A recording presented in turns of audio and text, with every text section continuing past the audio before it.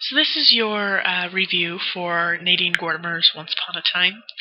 Initially, when I read the title, I was pretty excited. You know, a fairy tale, princes, dragons, castles.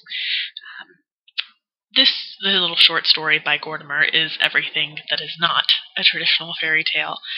Um, Putting the story in context, Nadine Gordimer lived in South Africa, where there was a lot of apartheid and racism happening.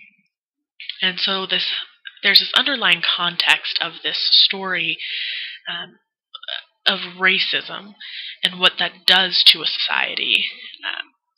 So just moving quickly into plot overview, the story starts out with the speaker, who we assume is Nadine Gordimer, laying in bed at night. And she thinks she hears creaking, somebody walking through her house, like the beginning of every good horror movie. Her heart starts beating in her ears. She's listening with every fiber in her being. She can feel the hairs on her body try to pick up sounds and vibrations. And so to calm herself down and try and fall back to sleep, she decides she's going to tell herself a story, a fairy tale. And it starts out really beautifully. You know, they're living in this nice home. It's this wonderful family with a mother and a father and a son. They've got a cat and a maid and a gardener. And so we do have this idea of, you know, this happy little family. Everything's great. And then we start to learn about some of the problems that are happening nearby. There's some discord happening, but it's not happening inside this happy little enclave of this family. And the problems come closer and closer and closer. And so the family, specifically the parents, are trying to find a way to keep the danger away. And so the question comes up of security. How far is too far? How much security is too much security? And I think that question is highlighted when the family installs the alarm. And, you know, we have the cat coming and going and always setting off the alarm, to the point now where they don't react to the alarm. And it talks about, you know, it would set off other alarms wailing in the night. And so the people were desensitized to it. And I think this is our underlying theme and hint here about what's going on in this story, is that these people become desensitized to the alarms because they happen so much. And if we're looking for symbolism here, we can replace these alarms with violence and say, you know, when so much violence happens and racism and anger and hate happens, we become desensitized to it and we ignore it. And it's interesting because they get the alarm to stop criminals from breaking in, but if they stop responding to it. So a criminal can come in and they're not going to respond to it because they're so used to the alarms going off.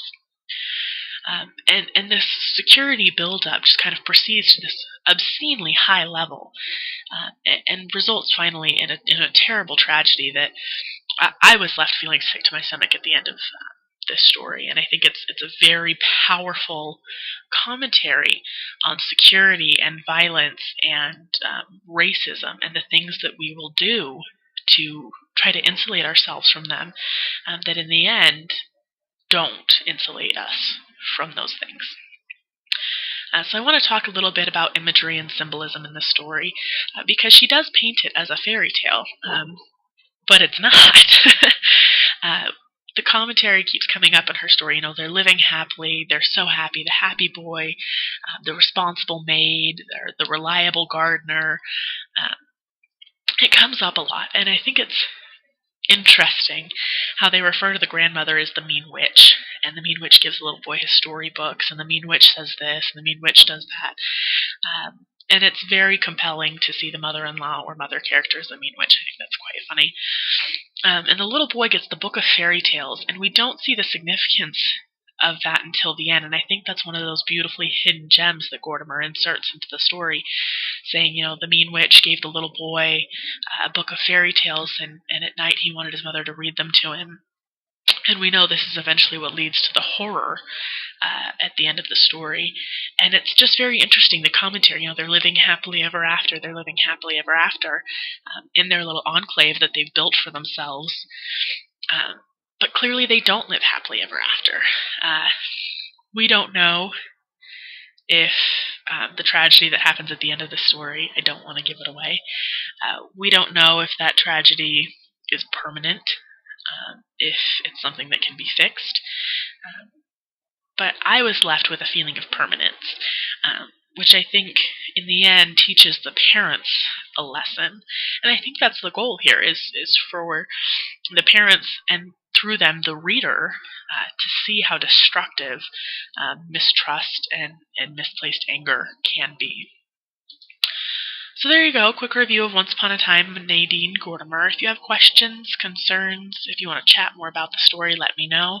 I hope you enjoy it. I really liked it. Otherwise, I will be seeing you in class.